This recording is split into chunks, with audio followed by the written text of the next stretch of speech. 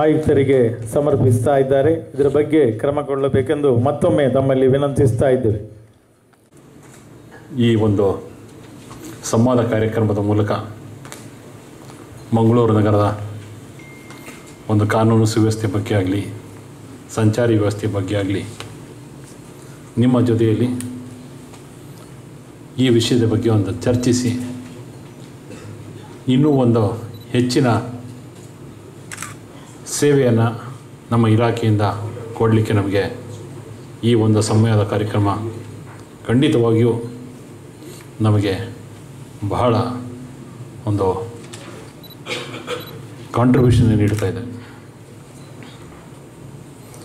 ಪ್ರಮುಖವಾಗಿ ಈ ಜಿಲ್ಲೆಯ ಬಗ್ಗೆ ಹೇಳಬೇಕು ಅಂದರೆ ದಕ್ಷಿಣ ಕನ್ನಡ ಜಿಲ್ಲೆ ದಟ್ ಅನ್ಡಿವೈಡೆಡ್ ಡಿಸ್ಟಿಕ್ ಆಗಿರ್ಬೋದು, ಅಥವಾ ಡಿವೈಡೆಡ್ ಡಿಸ್ಟಿಕ್ ಆದಮೇಲೂ ಪೂರ್ವ DK ಡಿಸ್ಟ್ರಿಕ್ಟ್, ಅದರಲ್ಲೂ ಪರ್ಟಿಕ್ಯುಲರ್ಲಿ ಮಂಗಳೂರು ಸಿಟಿ, ಇದು ಇದರದೇ ಆದಂಥ ಒಂದು ವಿಶಿಷ್ಟವಾದ ಕೊಡುಗೆಗಳನ್ನು ಈ ಜಿಲ್ಲೆಯಿಂದ ಇಡೀ ಭಾರತ ದೇಶಕ್ಕೆ ಸಿಕ್ಕಿದೆ. ಒಂದು ಪ್ರಮುಖವಾಗಿ ವಾಣಿಜ್ಯ ನಗರಿಯಾಗಿ ಈ ಒಂದು ಕೊಡುಗೆಯನ್ನು ನೀಡಿದೆ. ಭಾಳ ಹಿಂದಿನ ಕಾಲದಿಂದ ಹಿಂದಿರುಗಿ ಹೋದಾಗ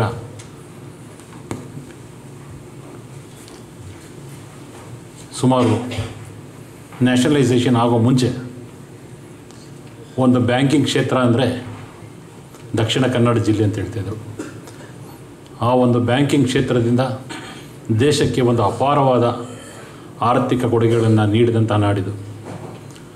ಆ ಒಂದು ಬ್ಯಾಂಕಿಂಗ್ ಕ್ಷೇತ್ರದಿಂದ ಬಹಳಷ್ಟು ಜನ ಇಲ್ಲಿ ಎಂಟ್ರಪ್ರಿನರ್ಶಿಪ್ಪನ್ನು ಸ್ಥಾಪನೆ ಮಾಡಿದ್ದೀರ ಮತ್ತು ಸಾಕಷ್ಟು ಉದ್ಯಮಗಳು ಎಂಟ್ರಪ್ರಿನರ್ಶಿಪ್ ಮೂಲಕ ಸಾಕಷ್ಟು ಜನಕ್ಕೆ ಒಂದು ಎಂಪ್ಲಾಯ್ಮೆಂಟ್ ಆಪರ್ಚುನಿಟಿ ಕ್ರಿಯೇಟ್ ಮಾಡಿದ್ದೀರ. ಮತ್ತು ಇದು ಪ್ರಮುಖವಾಗಿ ಇವತ್ತಿನ ದಿವಸಕ್ಕೆ ಮಂಗಳೂರು ನಗರದ ಬಗ್ಗೆ ಹೇಳಬೇಕು ಅಂತಂದರೆ, ನಮ್ಮ ಚೇರ್ಮನ್ ಅವರು ಹೇಳಿದಾಗೆ it is in hub for education, tourism and banking, health, so many things. ಒಂದು ಎಜುಕೇಷನ್ಗೆ ಸುಮಾರು ಮಂಗಳೂರು ನಗರದಲ್ಲಿ 2 ಲಕ್ಷಕ್ಕೂ ಹೆಚ್ಚು ವಿದ್ಯಾರ್ಥಿಗಳು ಇಲ್ಲಿದ್ದಾರೆ. ಅದರಲ್ಲಿ ಬಹಳಷ್ಟು ಜನ ಬೇರೆ ಬೇರೆ ಜಿಲ್ಲೆಗಳಿಂದ ಇಲ್ಲಿ ಬಂದು ಇಲ್ಲಿ ವಾಸ ಮಾಡ್ತಾಯಿದ್ದಾರೆ. ಅದೇ ರೀತಿ ಹೆಲ್ತ್, ಬೇರೆ ಜಿಲ್ಲೆಗಳಲ್ಲಿ ಇದಕ್ಕಿಂತ ಒಳ್ಳೊಳ್ಳೆಯ ಹಾಸ್ಪಿಟ್ಲ್ಗಳಿರ್ಬೋದು, ಇಲ್ಲಿಕ್ಕಿನ ಅಲ್ಲೂ ಬೇಕಾದಷ್ಟು ಮೆಡಿಕಲ್ ಕಾಲೇಜುಗಳಿದ್ದಾವೆ. ಆದರೂ ಕೂಡ ಜನ 200-300 ಕಿಲೋಮೀಟರ್ ದೂರದಿಂದ ಪ್ರಯಾಣ ಮಾಡಿ ಇಲ್ಲಿನ ಒಂದು ಹಾಸ್ಪಿಟ್ಲ್ಗಳಿಗೆ, ಮೆಡಿಕಲ್ ಕಾಲೇಜುಗಳಿಗೆ ಬರ್ತಾಯಿದ್ದಾರೆ. ಅದೇನು ತೋರಿಸುತ್ತೆ ಅಂದರೆ ಇಲ್ಲಿಯ ಉದ್ಯಮಿಗಳು ಅಂದರೆ ಸೇವೆಗಳನ್ನು ಮಾಡ್ತಾಯಿದ್ದಾರೆ. ಬರೀ ಉದ್ಯಮ ಮಾಡ್ತಿಲ್ಲ ಅವರು ನೀಡ್ತಕ್ಕಂತಹ ಒಂದು ಸೇವೆ ಏನಿದೆ, ಆ ಸೇವೆ ಅಷ್ಟು ಒಂದು ಅತ್ಯುತ್ತಮವಾದ ಸೇವೆ ಇಲ್ಲಿ ಈ ಮಂಗಳೂರು ನಗರದಲ್ಲಿ ಸಿಗ್ತಾಯಿದೆ. ಹಾಗಾಗಿ ಬೇರೆ ಬೇರೆ ಎಷ್ಟೋ ದೂರದಿಂದ ಜನ ಇಲ್ಲಿಗೆ ಮಕ್ಕಳು ವಿದ್ಯಾಭ್ಯಾಸಕ್ಕೆ ಕಳಿಸ್ತಾರೆ. ಅದೇ ರೀತಿ ಹೆಲ್ತ್ ಬರ್ತಾರೆ. ಬೇರೆ ಬೇರೆ ಮತ್ತು ವಾಣಿಜ್ಯ ಉದ್ದೇಶಗಳು ಕೂಡ ಇಲ್ಲಿ ಬರ್ತಾಯಿದೆ. ಕೇರಳ ಕಂಪ್ಲೀಟಾಗಿ ಒಂದು ಅರ್ಧ ಕೇರಳ ಒಂದು ಮಂಗಳೂರು ನಗರದ ಒಂದು ಕಮರ್ಷಿಯಲ್ ಆ್ಯಕ್ಟಿವಿಟೀಸ್ ಮೇಲೆ ನಿಂತಿದೆ. ಹೀಗಾಗಿ ಬಹಳಷ್ಟು ಒಂದು ಆಕರ್ಷಣೆಯನ್ನು ಮಂಗಳೂರು ನಗರ ಪಡೆದಿದೆ. ಇಂಥ ಒಂದು ಸಣ್ಣ ಬೇರೆ ಒಂದು ಬೆಂಗಳೂರು ನಗರಕ್ಕೆ ಅಥವಾ ಬಾಂಬೆ ಆ ಥರ ದೊಡ್ಡ ಸಿಟಿಗಳಿಗೆ ಹೋಲಿಸಿದಾಗ ಇದು ನಗರ ಸಣ್ಣದಾಗಿರ್ಬೋದು, ಆದರೆ ಇದರ ಪ್ರಾಮುಖ್ಯತೆ ಬಹಳ ದೊಡ್ಡದಿದೆ. ಹಾಗಾಗಿ ಇಲ್ಲಿಯ ಒಂದು ಯಾವುದೇ ಒಂದು ಸಣ್ಣ ಘಟನೆಗಳು ಕೂಡ ಅದನ್ನು ಭಾಳ ಗ್ಲೋರಿಫೈ ಆಗಿ ಕಾಣ್ತದೆ. ಈ ಒಂದು ಇಂತಹ ನಗರದಲ್ಲಿ ಇವತ್ತು ಬ್ಯಾರಿ ಚೇಂಬರ್ ಆಫ್ ಕಾಮರ್ಸ್ ಇವತ್ತೇನು ಒಂದು ಅಸೋಸಿಯೇಷನ್ ಮಾಡಿಕೊಂಡಿದ್ದಾರೆ. ಈ ಒಂದು chamber of commerce and industry ಮುಖಾಂತರ ಬ್ಯಾರಿ ಸಮುದಾಯದವರು ಇಲ್ಲಿ ಬಹಳ ದೊಡ್ಡ ಸಂಖ್ಯೆಯಲ್ಲಿದ್ದೀರ. ತಮ್ಮದೇ ಆದ ಒಂದು ವೈಶಿಷ್ಟ್ಯತೆಯನ್ನು ಹೊಂದಿದ್ದೀರ. ಬರೀ ಉದ್ಯಮದಲ್ಲ, ತಮ್ಮ ಅಕಾಡೆಮಿ ಇರ್ಬೋದು, ಎಜುಕೇಷನ್ ಇರ್ಬೋದು, ಕಲ್ಚರಲ್ ಆ್ಯಕ್ಟಿವಿಟೀಸ್ ಇರ್ಬೋದು, ಸೋಷಿಯೋ ಆ್ಯಕ್ಟಿವಿಟೀಸ್ ಇರ್ಬೋದು, ಚಾರಿಟಿ ಇರ್ಬೋದು, ಎಲ್ಲದರಲ್ಲೂ ಕೂಡ ನಾವು ಯಾರಿಗೂ ಕಡಿಮೆ ಇಲ್ಲ ಅನ್ನೋ ಒಂದು ಆ್ಯಕ್ಟಿವಿಟೀಸ್ನ ಮಾಡಿ ತಮ್ಮ ಸಮುದಾಯದ ಕೊಡುಗೆಯನ್ನು ಇಲ್ಲಿ ಕೊಟ್ಟಿದ್ದಾರೆ. ಅದೇ ರೀತಿ ಇವತ್ತಿನ ಈ ಒಂದು chamber of commerce and industry ಮುಖಾಂತರ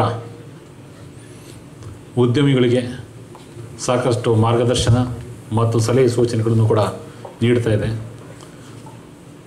ಇವತ್ತು ಇದರ ಅಂಗವಾಗಿ ಇವತ್ತು ನಮ್ಮ ಒಂದು ಸಂವಾದ ಕಾರ್ಯಕ್ರಮವನ್ನು ಹಮ್ಮಿಕೊಂಡಿದ್ದೀರ.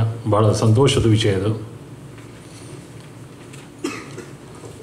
ಈ ಒಂದು ನಮ್ಮ ಇಲಾಖೆಯ ಬಗ್ಗೆ ಹೇಳಬೇಕು ಅಂತಂದರೆ, ಮಂಗಳೂರು ನಗರದಲ್ಲಿ ಬಹಳಷ್ಟು ಕೆಲಸಗಳು ಪೊಲೀಸ್ ಇಲಾಖೆಯಿಂದ ಮಾಡಿದರೂ ಕೂಡ ಒಂದು ನೆಗೆಟಿವಿಟಿ ಜಾಸ್ತಿ ಬರ್ತಾ ಇದೆ.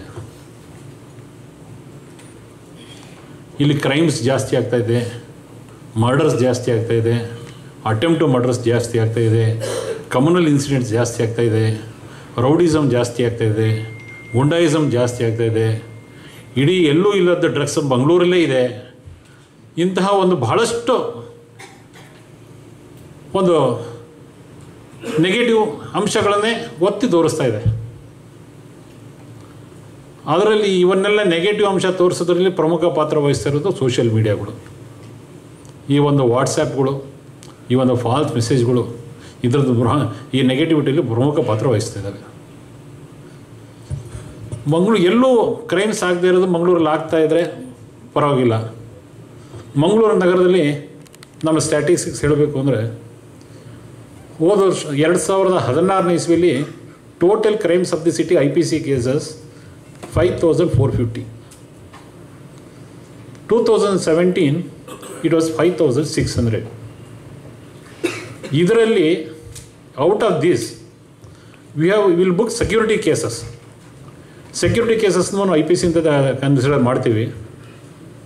ಆದರೆ IPC security cases only will take over the bond and will give. ಅದರಿಂದ ಶಾಂತಿ ಸುವ್ಯವಸ್ಥೆಯನ್ನು ಧಕ್ಕೆ ಮಾಡಬಾರ್ದು ಅಂತ ಅವ್ರ ಹತ್ರ ಒಂದು ಬಾಂಡ್ ಬರ್ಸ್ಕೊಳ್ಳೋದು ಒಂದು ಅದು ನಾವು ಸುಮೋಟೋ ಮಾಡೋದು. ಅದನ್ನು ನಾವು 2016 ನಿಯರ್ಲಿ 900 ಆಗಿದೆ. 2017 1200 ಆಗಿದೆ. ಅಂದರೆ 300 ಕೇಸಸ್ ಜಾಸ್ತಿ ಮಾಡಿದ್ವಿ ಇನ್ನು ನಾವು ಸೆಕ್ಯೂರಿಟಿ ಕೇಸಸ್. ಹಾಗಾಗಿ 5450 it as up to 5500, 5600. It is only 100 cases increase ಆಗಿದೆ. But where as our security cases is increase 300 cases. So that it means our crime rate has come down actually in the Mangalore city compared to the 2016-2017.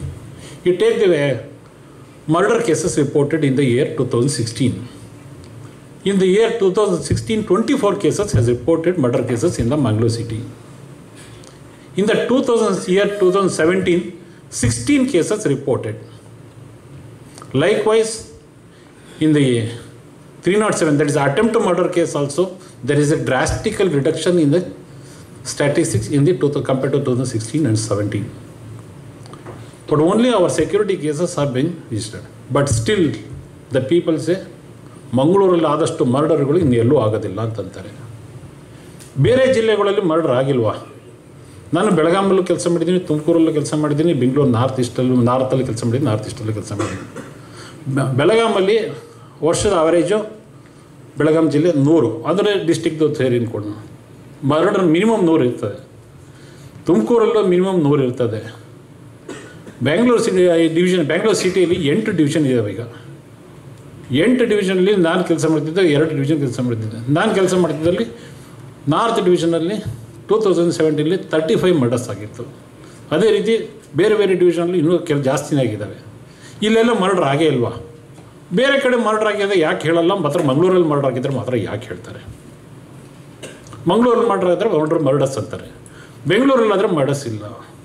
ಅಲ್ಲೂ rowdyism ಇಲ್ವಾ? ಬೆಂಗಳೂರಲ್ಲಿ ಅಲ್ಲೂ rowdyism ಇದೆ, ಇದಕ್ಕಿಂತ ಜಾಸ್ತಿ rowdyism ಇದೆ. ವಾರದಲ್ಲೊಬ್ಬ ರೌಡಿಗಳು ಅವ್ರವ್ರು ಹೊಡೆದಾಡ್ಕೊಂಡು ಸಾಯ್ತಾರೆ. ಆದರೆ ಅಲ್ಲಿ ಪೇಪರಲ್ಲಿ ಬರೋಲ್ಲ, ಮಂಗಳೂರಲ್ಲಿ ಮಾತ್ರ ಬರ್ತದೆ, ಹೈಲೈಟ್ ಆಗ್ತದೆ. ಇದನ್ನು ನಾವು ಯೋಚನೆ ಮಾಡಬೇಕಾಗಿದೆ. ಹೀಗೆ ನಮ್ಮ ಮಂಗಳೂರಿನಲ್ಲಿ ನಡೀತಕ್ಕಂತಹ ಘಟನೆಗಳನ್ನು, ಸಣ್ಣ ಘಟನೆಗಳನ್ನು, ಎಲ್ಲ ಕಡೆ ನಡೀತಿರೋ ಘಟನೆಗಳು, ಇದು ಎಲ್ಲ ಜಿಲ್ಲೆಗಳು ನಡೀತಿರೋಂಥ ಘಟನೆಗಳು ಇಲ್ಲೂ ನಡೀತದೆ. ಆದರೆ ಇಲ್ಲಿ ಮಂಗಳೂರಲ್ಲಿ ಎಲ್ಲ ಘಟನೆಗಳು ಗ್ಲೋರಿಫೈ ಮಾಡ್ತಾ ಇದ್ದಾರೆ. ಅದು ಯಾಕೆ ಅಂತ ನಾವು ನೀವು ಯೋಚನೆ ಮಾಡಬೇಕು.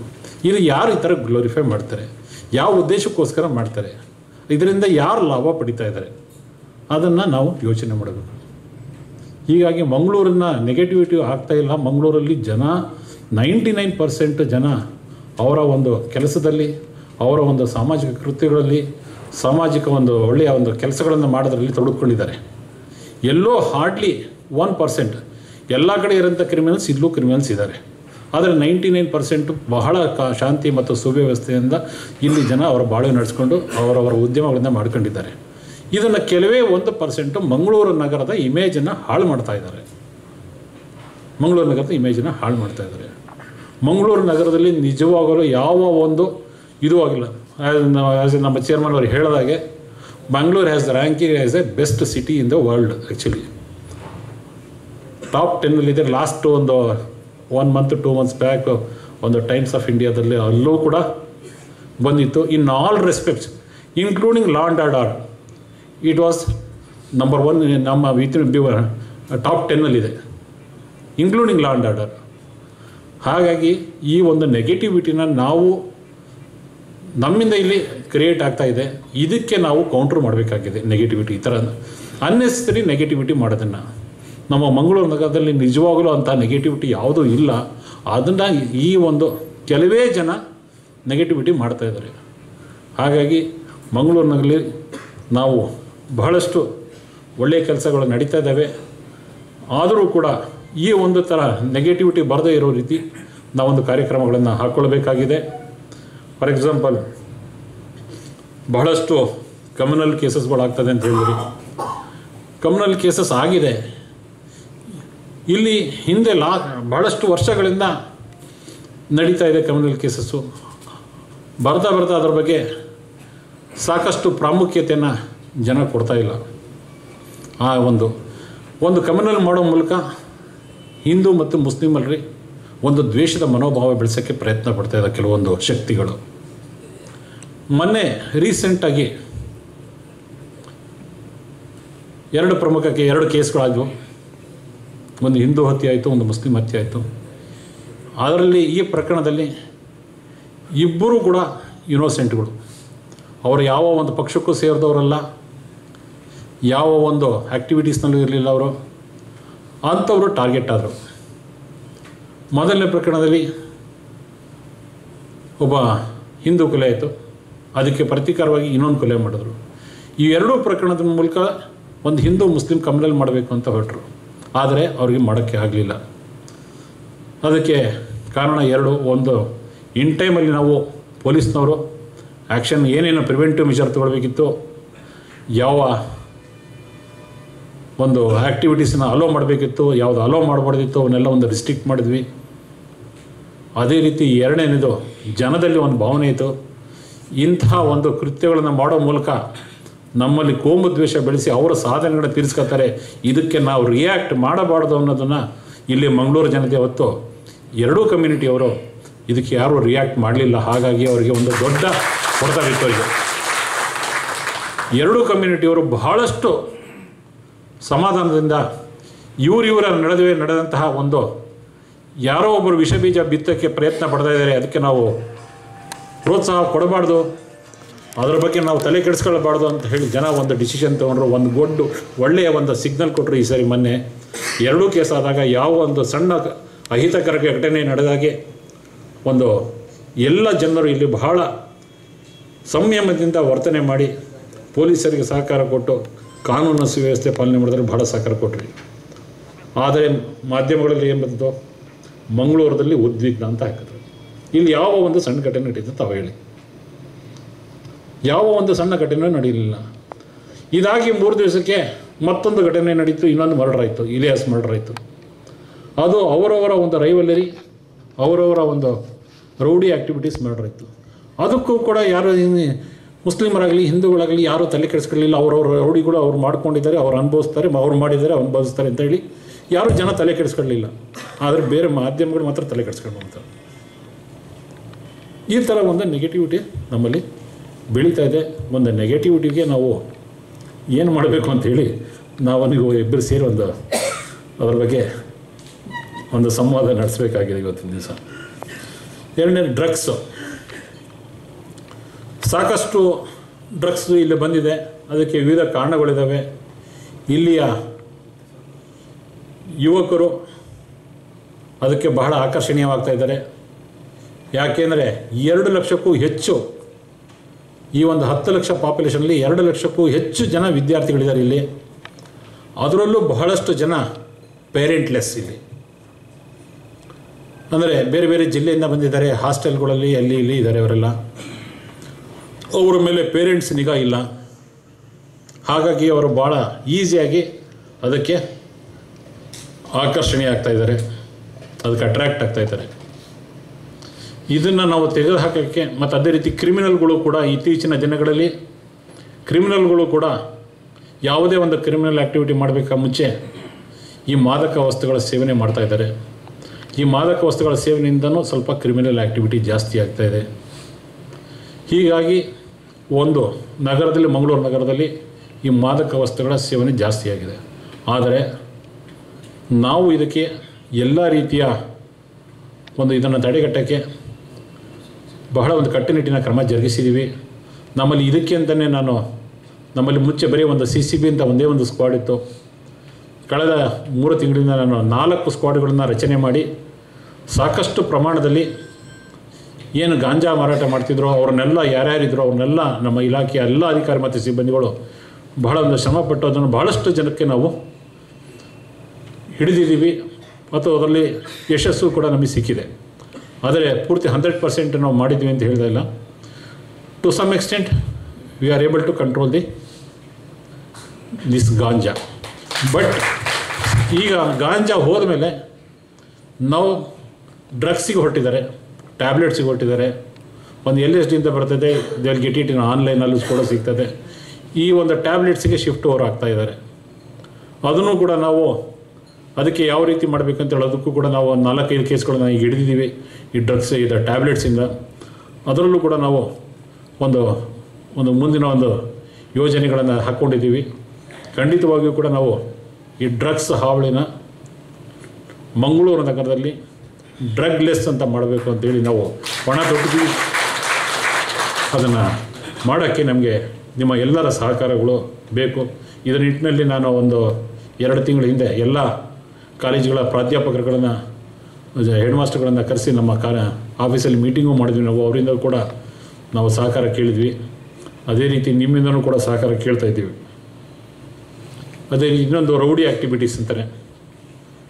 ರೌಡಿ ಆ್ಯಕ್ಟಿವಿಟೀಸ್ಗೂ ಕೂಡ ನಾವು ಬಹಳಷ್ಟು ಕಂಟ್ರೋಲ್ ಮಾಡಲಿಕ್ಕೆ ನಾವು ಅವ್ರ ಮೇಲೆ ಗೂಂಡಾ ಆ್ಯಕ್ಟ್ಗಳನ್ನು ಹಾಕೋದು, ಎಕ್ಸ್ಟರ್ಮೆಂಟ್ ಮಾಡೋದು ಮತ್ತು ಈ ಸೆಕ್ಯೂರಿಟಿ ಕೇಸಸ್ ಹಾಕಿ ಅದನ್ನು ಮತ್ತು ವೈಲೇಷನ್ ಮಾಡೋರಿಗೆ ಮತ್ತು ಅವರ ಬಾಂಡನ್ನು ಫರ್ಫೀಚರ್ ಮಾಡಲಿಕ್ಕೆ ಇವಾಗ ಕ್ರಮ ಜರುಗಿಸ್ತಾ ಇದ್ದೀವಿ. ಇನ್ನು ಮುಂದಿನ ದಿನಗಳಲ್ಲಿ ಹೆಚ್ಚಿನ ಒಂದು ಗೂಂಡಾ ಆ್ಯಕ್ಟು ಮತ್ತು ಸೆಕ್ಯೂರಿಟಿ ಕೇಸಸ್ಸು ಮತ್ತು ಎಕ್ಸ್ಟರ್ಮೆಂಟ್ ಮೂಲಕ ನಾವು ಖಂಡಿತವಾಗಿಯೂ ರೌಡಿ ಆ್ಯಕ್ಟಿವಿಟೀಸ್ನ ಕಂಟ್ರೋಲ್ ಮಾಡ್ತೀವಿ. ಅದೇ ರೀತಿ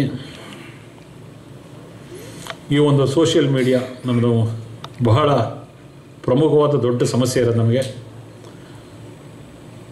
ಎಲ್ಲಿ ಈ ತರಹ ಒಂದು ಸುಳ್ಳು ಸುದ್ದಿಗಳನ್ನು ವಾಟ್ಸಪ್ ಮೂಲಕ ಹರಡ್ತಾ ಇದ್ದಾರೆ ಅಥವಾ ಯಾವುದೋ ಒಂದು ವಾಟ್ಸಪ್ ಗ್ರೂಪಿಗೆ ಬರ್ತದೆ, ಅದನ್ನು ಸರ್ಕ್ಯುಲೇಟ್ ಮಾಡ್ತಾ ಇದ್ದಾರೆ. ಅದ್ರ ಬಗ್ಗೆ ನಾವು ಈಗ ನಮಗೆ ವಾಟ್ಸಪ್ ಗ್ರೂಪಿಗೆ ಹಾಕಿದವರಿಗೆ ಹಿಡಲಿಕ್ಕೆ ಕಷ್ಟ ಆಗ್ತಾಯಿದೆ. ಯಾಕೆಂದರೆ ಇದನ್ನು ವಿದೇಶದಲ್ಲಿ ಇದ್ಕೊಂಡು ಅಲ್ಲಿಂದ ಗ್ರೂಪ್ ಅಡ್ಮಿನ್ಗಳು ಕೆಲಸ ಮಾಡ್ತಾಯಿದ್ದಾರೆ, ಅಲ್ಲಿಗೆ ಮೆಸೇಜ್ ಕಳಿಸಿ ಅಲ್ಲಿಂದ ಮೆಸೇಜ್ಗಳನ್ನು ಹಾಕ್ತಾ ಇದ್ದಾರೆ. ಅವರನ್ನು ಹಿಡಲಿಕ್ಕೆ ಸ್ವಲ್ಪ ನಮಗೆ ಭಾಳಷ್ಟು ಟೈಮ್ಸ್ ಹೋಗುತ್ತೆ. ಮಿನಿಮಮ್ ಅವರ ಒಂದು ಆ ಫೇಸ್ಬುಕ್ ಅಥವಾ ಇದನ್ನು ವಾಟ್ಸಪ್ಪನ್ನು ಬ್ಲ್ಯಾಕ್ ಮಾಡಲಿಕ್ಕೆ ನಮಗೆ 6 ತಿಂಗಳು ಟೈಮ್ ತಗೋತದೆ. ಅಷ್ಟೊಂದು ಪ್ರೊಸೆಸ್ ಇರ್ತದೆ ಅದು. ಅದಕ್ಕೆ ಈಗ ನಾವು ಯಾರು ಸರ್ಕ್ಯುಲೇಟ್ ಮಾಡ್ತಾರೆ ಇಲ್ಲಿ ಸರ್ಕ್ಯುಲೇಟ್ ಮಾಡೋರ ಮೇಲೆ ನಾವು ಕ್ರಮ ಜರುಗಿಸಬೇಕು ಅಂತ ನಿರ್ಧಾರ ಮಾಡಿದ್ದೀವಿ.